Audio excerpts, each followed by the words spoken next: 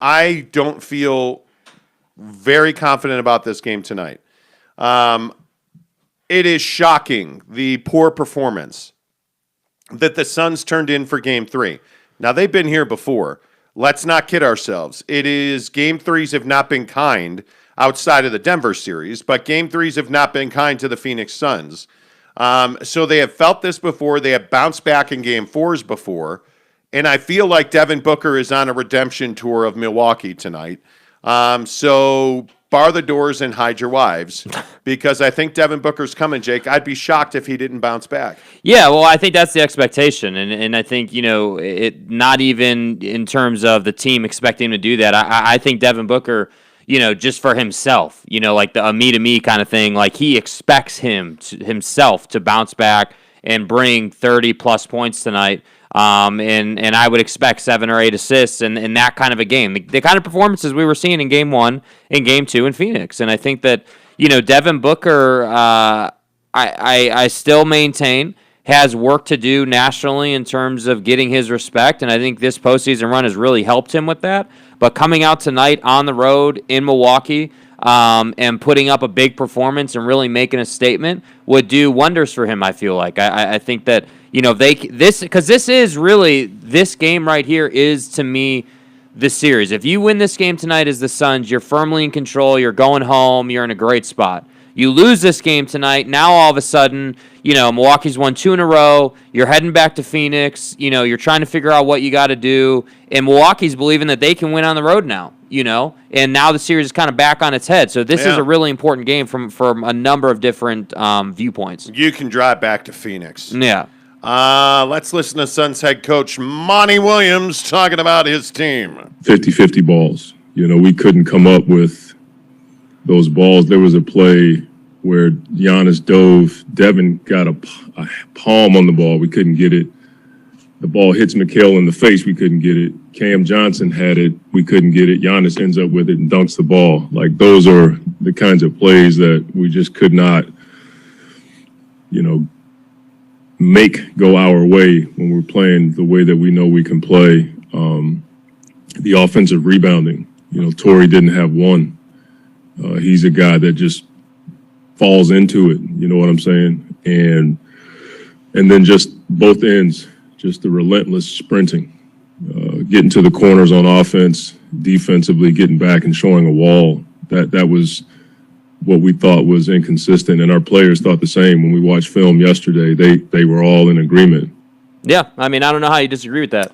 I don't at all. What I think is interesting is that, you if you're the Phoenix Suns, you should be more athletic than the Milwaukee Bucks. Mm-hmm. And the formula to beat the Bucks this is not like algebraic. This is not atomic science. This isn't Richard Branson in space. This is get rebounds and get out on the break. Get rebounds, outlet pass. Now, the other thing you have to get is Devin Booker actually putting the ball in the hole. Yeah. I think this is a major concern. If you are the Phoenix Suns, one of the things I think you have to be majorly concerned about is that Devin Booker just has simply not shot consistently this entire postseason. Again, it's one game.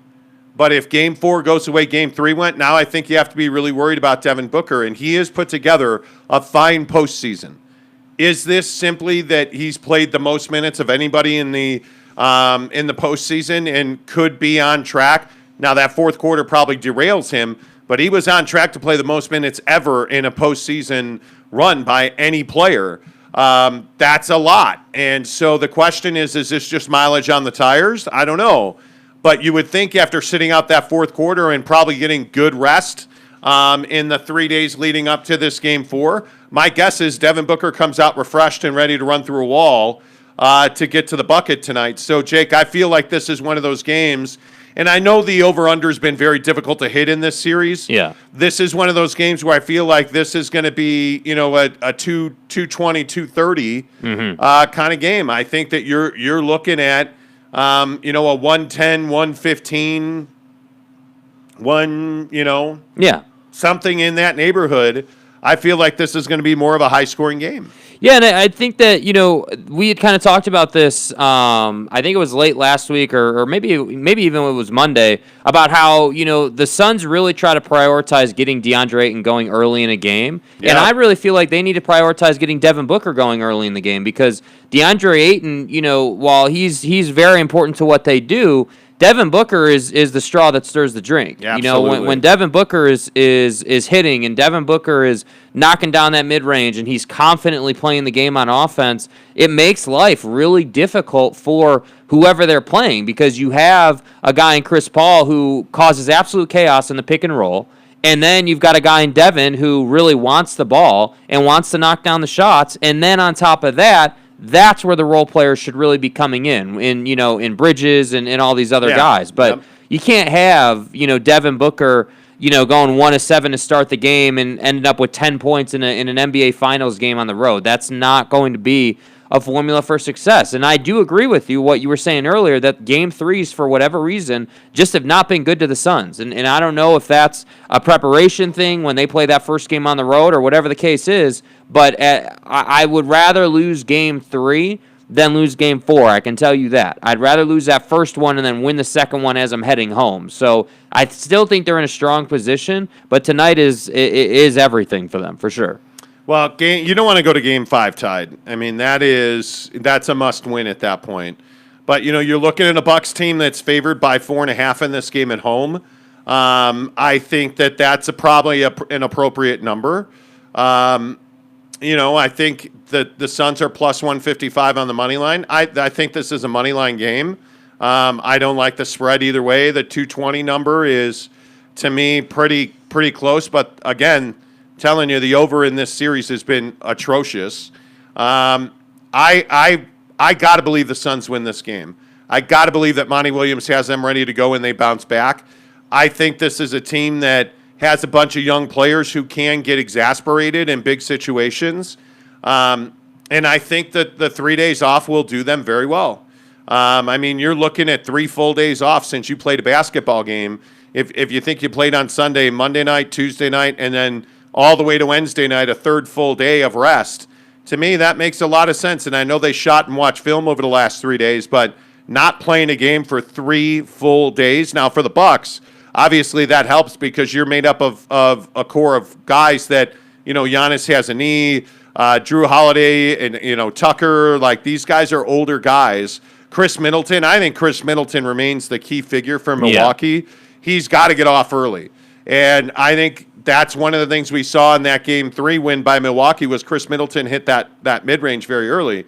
But, again, I'll go back to DeAndre Ayton. This is the key guy for the Suns. I think his defense on Giannis is critical. As poor as he is a defender, he's gotten much better. And he brings a physicality, and he makes guys work hard on defense. So his presence on the floor is important. He cannot take the stupid foul. He cannot take the tic-tac foul. He cannot... if you're going to foul Giannis to put him on the line, do not let DeAndre Ayton do that. Yeah. I just think that the Suns played stupid basketball. And, this DeAndre Ayton catching the ball thing that we tell you about every day, watch this game and watch how much he catches the ball. And you're going to see there's going to be 3-4 times tonight where he just won't catch the ball. He'll be in pick and roll. They'll throw him the ball, and it'll go right through his hands, or he'll bobble it. And on the road, you need those buckets. On the road, those are going to be really important. Because oftentimes those passes that he doesn't catch are turnovers. They end up going to the defense. So those are definitely important plays. I think it's interesting. I want to pick the Suns tonight. Uh-huh. If I was betting, I'd bet the Suns on the money line plus 155. But I'm just not confident in it. It is shocking.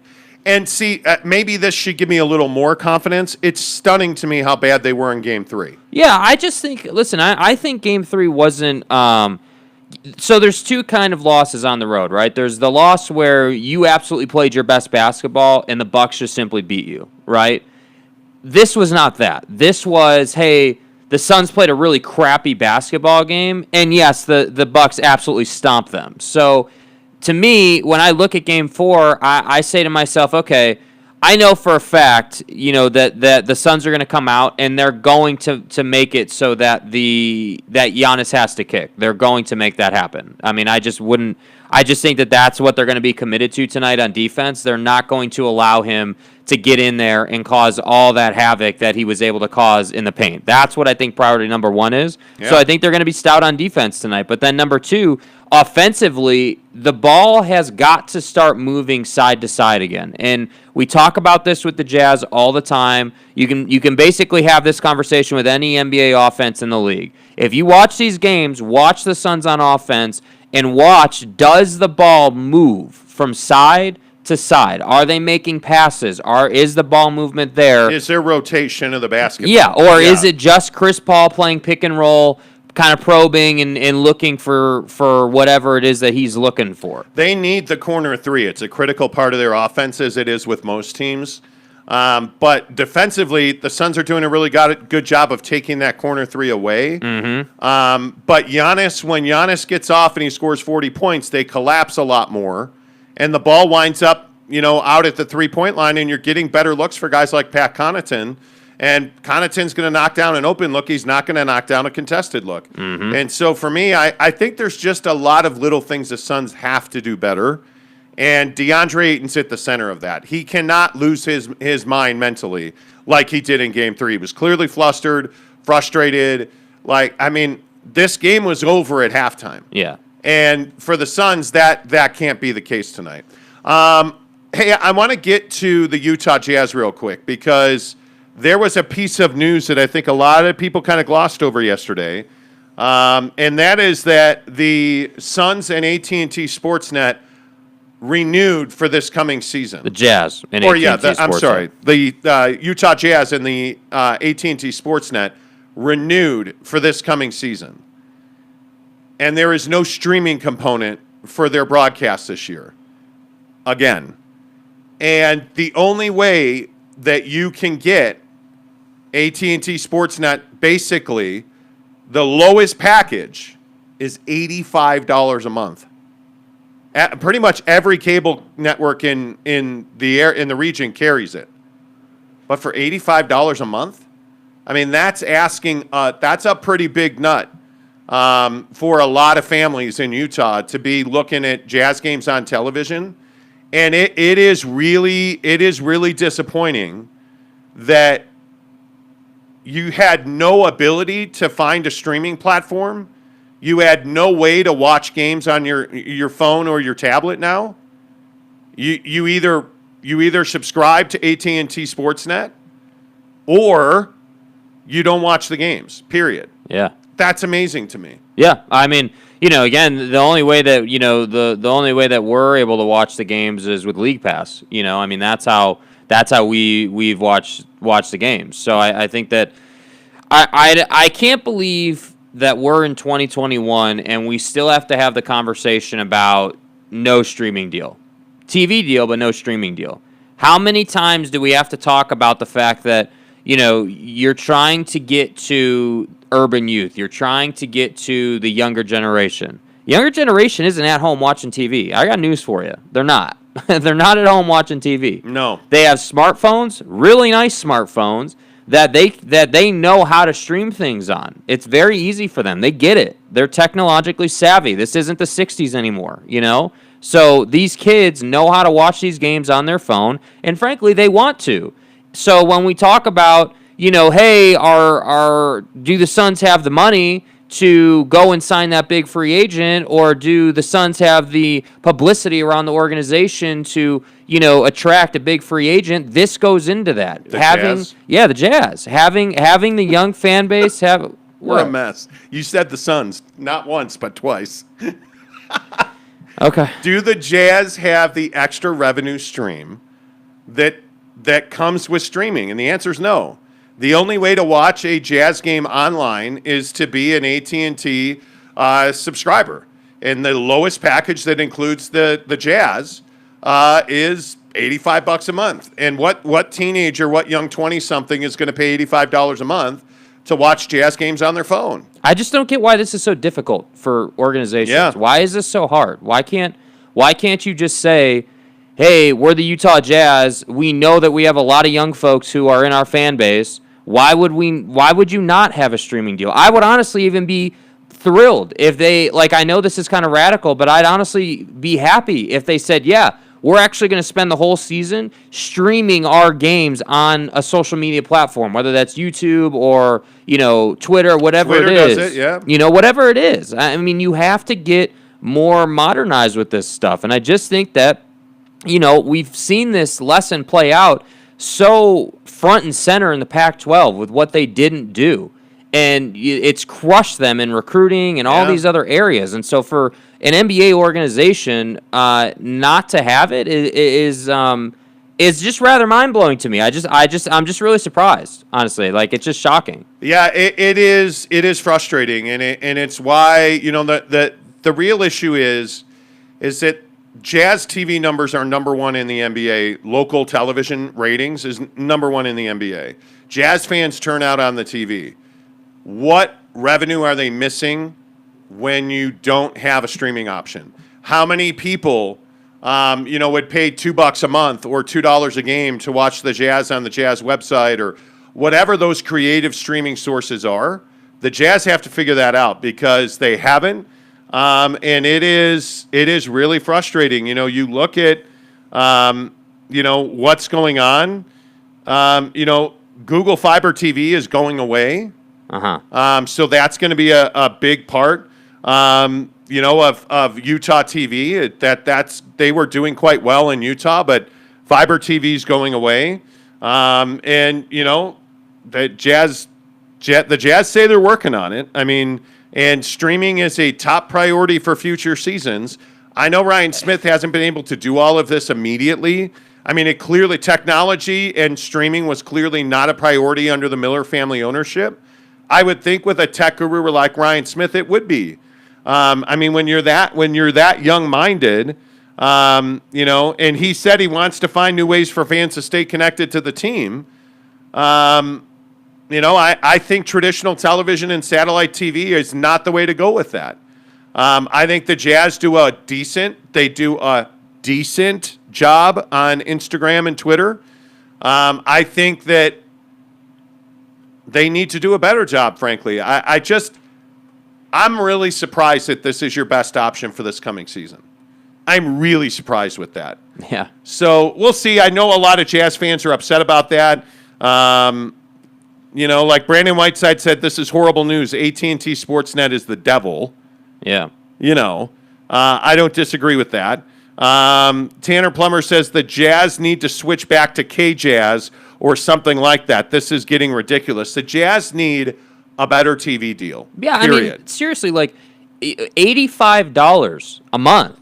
Like, that's a lot, especially, and I'm not saying that every single person who listens to this show is, jobless and in a horrible spot life-wise, but I don't care who you are. Like, $85 a month for TV is a lot. Trust me, I know. I pay to watch the games on your phone or tablet. I mean, I pay $90 a month to DirecTV for the MLB package and NBA League Pass, and then whatever the package of channels I get. So I feel like for $90 I do get a lot from DirecTV, and I'm lucky enough that the League Pass obviously allows me to watch the Jazz. But I don't know, man. I just think that the Jazz are just kicking a lot of viewership to the curb, frankly. It's a missed opportunity. I don't think there's any doubt about that. I don't think I just think it was a matter of time. Yeah. I think the Jazz, what I'm hoping is that the Jazz will follow the Yankees model or the Chicago Cubs model and start their own TV network and have agreements with your local cable carriers, Dish Network, DirecTV. That's what needs to happen so that you can control your streaming product, so that you control 100% of your revenue. Jazz fans are incredibly loyal, and they will watch, and they do watch. Again, they're the top-rated team in the NBA in local television numbers. But you've got to get this streaming content situation figured out, and it can't be $85 a month. Yeah. Like, it just that's asking too much. In Utah, where we value families, and we have families where you have 3-4 children in a household, and a lot of times more than that. with 2 parents and a mortgage and a grocery bill and life. I mean, it's not cheap to raise a family these days. Look at gas prices right now. Yeah. We're rapidly pushing $4. Do you really think somebody can afford $85 a month year round so that you can watch Jazz games? Like, that doesn't seem sensible to me. And it's really unfortunate that this is where we are. But this is where we are. So I have to believe that the Jazz are going to explore their own TV network. That's what makes sense to me. Yeah, I agree. It makes you the most money by far. So I don't know. By the way, Elijah Hughes is working with Chris Brickley. I like it a lot. What do you like about Elijah Hughes? I like his handle. I like his shot. I like the way I like the way he goes about playing the game. I mean, we didn't see him on the floor a lot, but just based on the videos that are coming out about what he's doing with Chris Brickley, he's working on his one-on-one game. He's working on his handle and transitioning his handle into a shot in a lot of different ways. And I think that, the Jazz, as we've talked about so much, really need that solution in terms of who's going to back up Donovan Mitchell. Because Jordan Clarkson, doesn't really back up anybody. Jordan Clarkson is a guy who comes into the game and just gets buckets for you.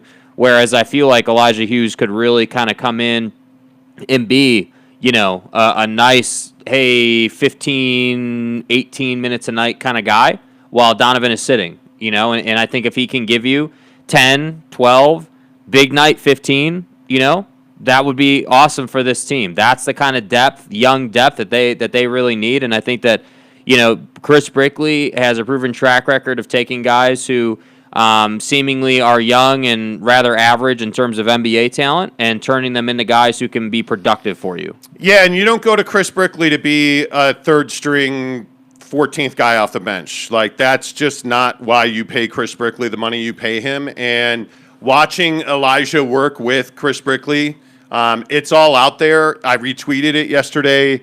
I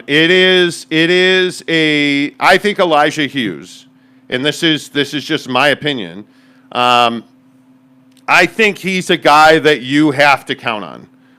He's a guy, to me, that when you are this cash-strapped, I think Elijah's a guy that's got the offensive firepower and ability and skill set. He's got a major bag of tricks. He's got Sorry, I was reading the headline on SportsCenter there. My bad. Sorry. Yeah. It's a bag of... I got you. My bad. Yeah. Sorry. My bad. Didn't mean to distract you from doing nothing. Elijah Hughes is a guy that's got all the tricks of the trade. And to me, he's one of those guys that when you're landlocked and you're salary cap strapped, Elijah Hughes is a guy that can do a lot of things offensively. The question's always going to be defensive want to. He's got the body and the skills and the footwork to be a good defender. I think you have to develop him. This is the Quinn Snyder problem right here. Quinn, as most NBA head coaches, does not like playing young guys that are unproven. And we saw that this year. Well, you're going to have to do it this coming year. I mean, guys like Oney and Hughes have to get significantly more minutes. And if Mike Conley's not on this team, guys like Trent Forrest are going to have to get significantly more minutes. They now become valuable pieces you have to bring back. So seeing that Elijah Hughes is in the lab with Chris Brickley, I think that's a really good sign if you're a Jazz fan. Well, yeah, I think it's a great sign if you're a Jazz fan in terms of his development, but I also think it's a sign of things to come. I think, to your point, guys don't go to Chris Brickley, because they are expecting to sit this whole season, Like, he's going to Chris Brickley to make sure that his game is where it needs to be because, he understands that there's, going to be better opportunity for him this year, and he needs to take advantage of that because, yeah, he's on a team that, frankly, it has championship aspirations, and they don't have time for guys who are just going to come in and turn the ball over and not make shots. So he understands that very clearly. Yeah, and I think that there's a lot of pain coming up. This next season, there's going to be some real difficulties. The next month is critical. I mean, if the NBA Finals end in the next week, which there's a real good chance that happens, that's what I think you're going to see a lot more movement around the NBA because really it's an unwritten rule that you don't make major announcements or hires during the NBA Finals. so that you don't take away from them and the spotlight remains fully on them. That's why you saw a rush of head coach hirings, and you're hearing rumors of more head coaching hires, Willie Green specifically, but there's going to be some time. A guy yesterday I was talking to about the NBA said that he believes Chauncey Billups may lose his job in Portland as soon as the NBA Finals are over, because that has not blown over in Portland or across the NBA. Major moves like that don't happen during the NBA Finals, because you don't want Woj bombs going on during Game 4 tonight. Yeah. So I think that's why you're seeing things are kind of at a standstill. But having said that, I think this just goes to show you the Jazz are focused on the basketball product right now, like this TV thing. All of this stuff that's going on with the Jazz, I think is going to have to wait a few weeks. And a lot of you were in on the TV thing, talking about how Larry H. Miller created, Tanner Plummer saying he created K-Jazz for this reason. K-Jazz is not a TV network.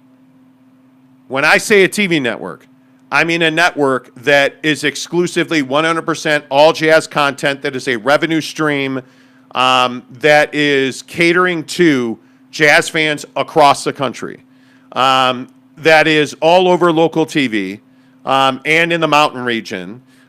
You would think that would not be that difficult to do.